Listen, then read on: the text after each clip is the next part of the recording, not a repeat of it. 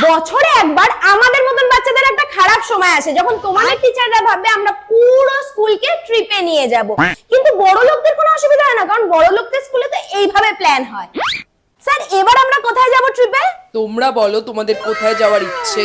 Sir আমরা তো ভেবেছি আপনারা যদি একটু দার্জিলিং নিয়ে যান। এবার আগেরবার তো আমরা পুরী গেছিলাম। আমরা তো ভাবছিলাম এবার দুবাই নিয়ে যাব সবাইকে। হ্যাঁ, ইন্ডিয়ার বাইরে। Wow, international trip. আর আমাদের কোথায় ঘোরাতে নিয়ে যায় জানো?